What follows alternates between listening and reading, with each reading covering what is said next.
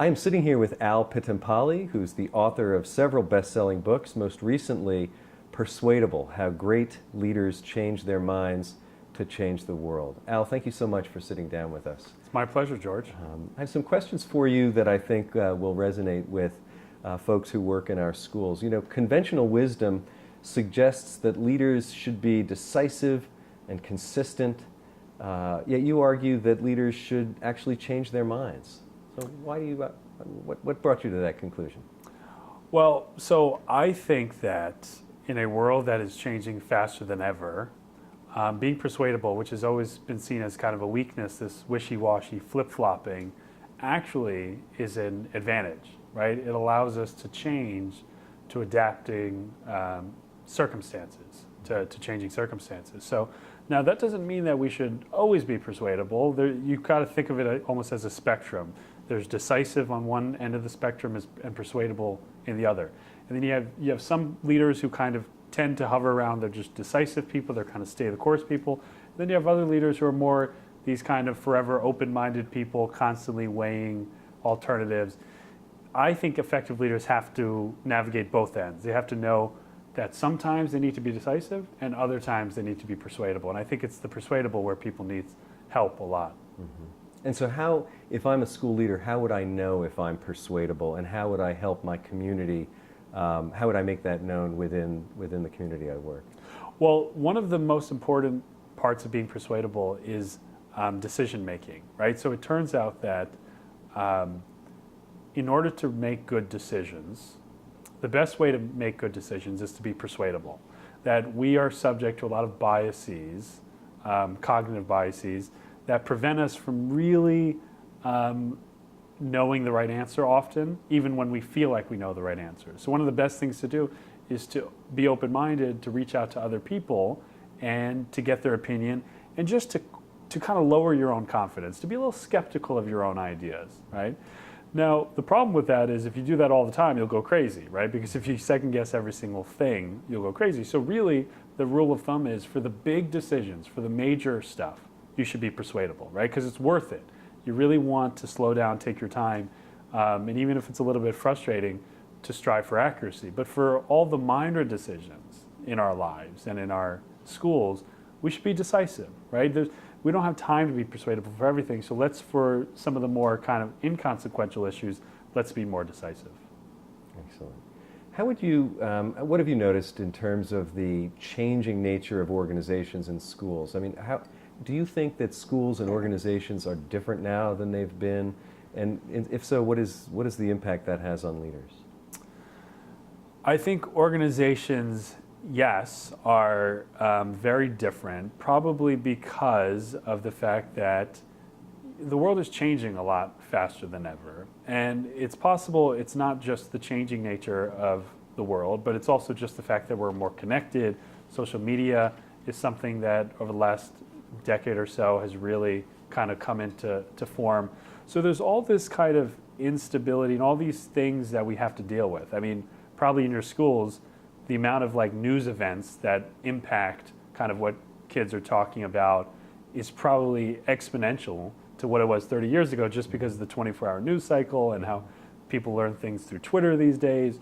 So that changes the way we have to operate a little bit. And I think that when the world is changing really fast and when we're overloaded with decisions, we have to really be very careful about differentiating between the important and the urgent, the major issues and the minor issues. That's why I kind of always recommend, now more than ever, this idea of a daily ritual of distance, this idea that you need to step back from what you're currently doing, because everything feels important at the moment. All of your division heads, they're reaching out to you. It feels like an emergency, but you have to step back for a second and say, what is really important? Of all the things that are on my plate, what are really important? Because those are the issues that I need to probably pay the most attention to, consult people about, and the other issues, maybe not so much. Excellent. Well, what in your mind, having surveyed the research that's going on in social science and et cetera, what do you think we're learning about the way the mind works, about the way organizations work, that affects what leaders should be doing differently? Well, what the cognitive sciences are telling us is that we are cognitive misers. Our brain is really designed to conserve energy. And so what often happens is when we are faced with a problem or faced with an emergency, our brain reaches for a solution, and then we cling on to that solution for dear life, right? We just think, okay, this is the easiest answer, this is the answer that's going to work, let's just go with this. And what we have to do is we have to resist that impulse, because the first answer that comes to us, the one that we're so certain about, often is wrong. And so that's why we have to surround ourselves with people that are willing to challenge us.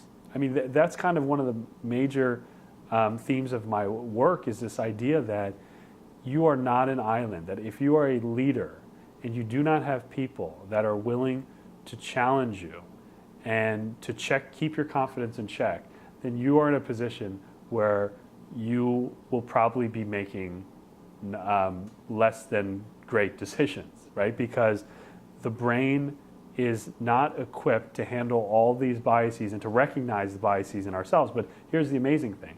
Even though we're really bad at recognizing our own biases, other people are actually pretty good at it. So even though that I'm bad at assessing my own weaknesses, other people are better at it. So we have to trust other people to let us know when we are probably kind of going off in the wrong path. Do you have any thoughts about how schools and other organizations can cultivate that kind of diversity of thought and support that, either in the sort of supervision process, the ongoing process of running a school, or in the hiring process itself? Since our schools are often, well, they are mission-based, driven by trying to deliver a consistent mission, how do you suggest that we attract and support diverse voices within those schools? Well, I think that is, you hit on the right term, which is diversity. And I know diversity is a really important issue right now. A lot of it is, to be honest, a lot of it is for PC reasons, for political correctness reasons. But there's actually a real kind of organizational reason, a kind of competitive advantage, which is diversity of thought actually leads to better decisions. I mean, the decision-making research is really clear that people who come from different perspectives, when you include them in the decision-making process and you allow them to engage, the net result of that is we often end up with, on average, better decisions. So really having a commitment to diversity for many reasons, I think, is important. Diversity of thought, diversity of culture, and those kinds of things. But the other thing that leaders need to do is they need to do a better job of creating what is known in the literature as psychological safety, which is that they have to make the people around them feel like it's safe to challenge them and give them feedback. And here's the problem. They don't. Okay, they don't. And the reality is that people are terrified of their boss, even if their boss is really nice. So you have to continue to bend over backwards to create that culture, right? You have to, the first time you tell somebody, hey, I really want you to tell me the truth about things. I really want you to tell me when there's something that you disagree with me on. They'll say yeah, and then they won't do it. The second time, they still won't do it. The 10th time, maybe they'll be like, you know what, maybe I'll test this out. And so this persistence and this commitment that wanting the truth so enthusiastically because you know of the benefits of it is so critical that it's worth going out of your way, being persistent enough to create that psychological safety, because that's the only way you're going to make good decisions and be an effective leader. Well, you've done a lot of thinking, I know, and writing about another organizational feature that is very present in our schools, and that is the meeting. Mm-hmm. And I wondered, what in your perception is, should schools and organizations be doing differently regarding meetings? Well, I think there's a lot that we need to do around meetings, because when you think about it, meetings are the lifeblood of any organization, whether it be a school or a corporation. Like, it's the place where we discuss the most important matters of the day, where we communicate, where we make decisions. When in schools, often, we're already time-starved to begin with. So this is the ultimate slowdown. Like, this is what I call it, the meetings are a weapon of mass interruption, right? Which is not necessarily a bad thing. It just means that if we're going to interrupt everyone, if we're going to take this collective time, we better make sure it's worthwhile.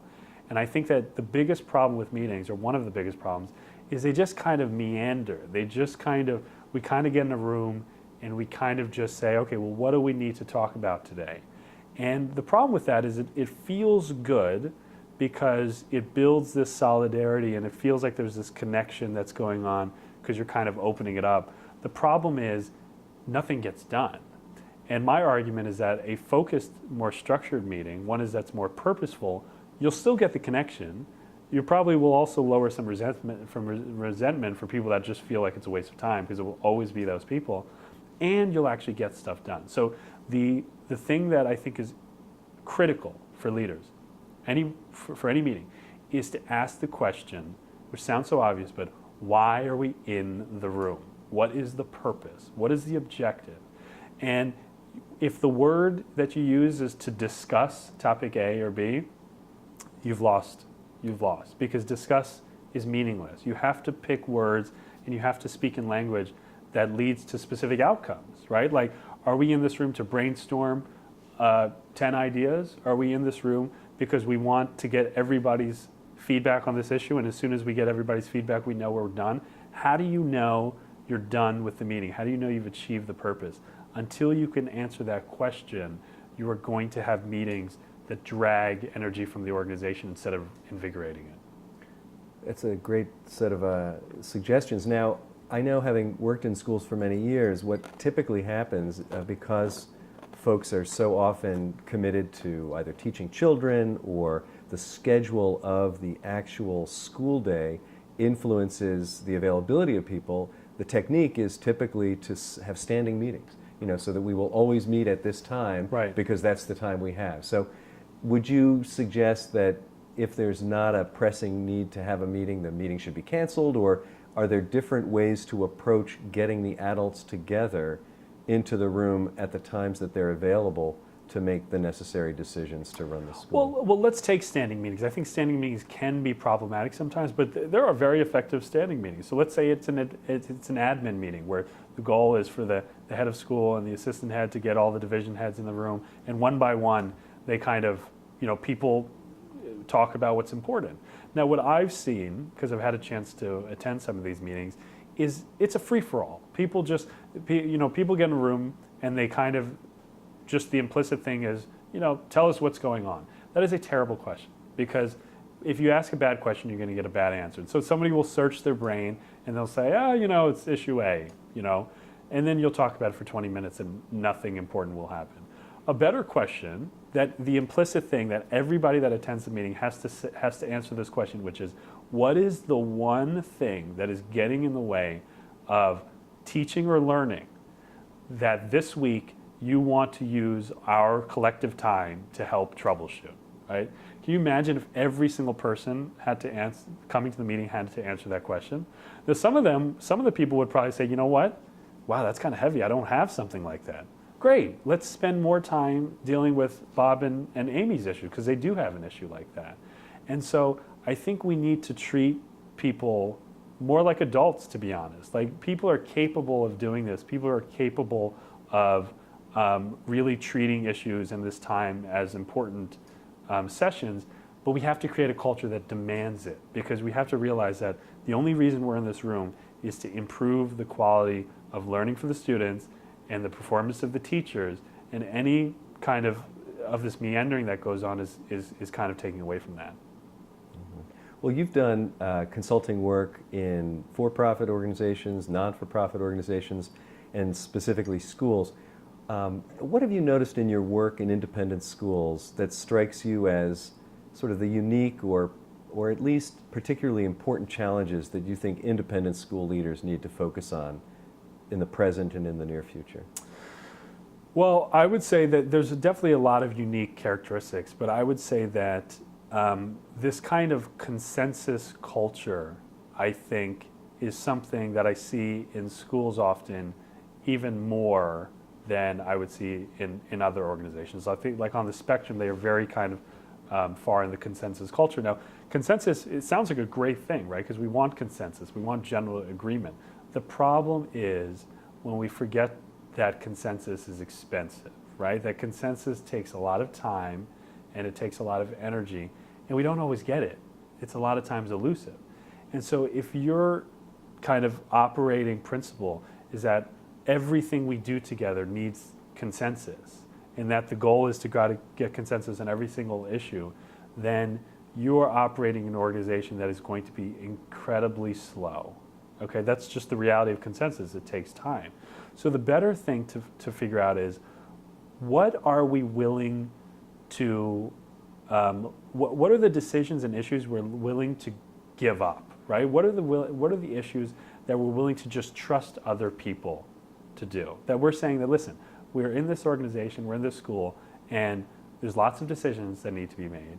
And if we're consulting each other on every single one, we're going to go crazy. So what are the things that I'm willing to just give up and say, you know what, I trust you all on this. That if you don't want to consult me on this because you just want to move and you want to make this decision, go for it, because I trust you on that. And it'll be a little messy sometimes, because there's going to be some negative feedback sometimes, because sometimes maybe that decision we did need to consult about. But if we're willing to make some mistakes, we have this much smoother of a team where we meet for the big issues, the most important thing, and we give people the freedom and autonomy to make the smaller decisions, so that way we're making progress where it matters.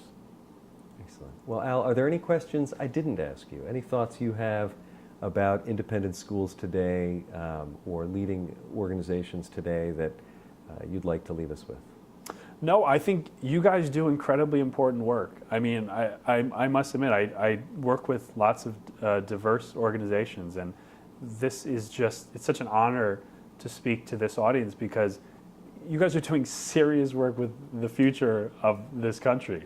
So I think that my only plea to you is to, as experts in education and in what you do, also make time for practicing leadership, practicing decision making, the skills that feel a little bit disconnected sometimes to the value you're providing the kids, but are so instrumental, because you cannot disconnect that being an effective decision maker, being able to categorize and differentiate the minor from the major, has direct impact on the quality of the teaching and the quality of the learning. So, my invitation is just to be a kind of student of those fields. Well, excellent. And I think your work really helps all of us do that. So thank you very much, and thanks for your time today. Thanks, George.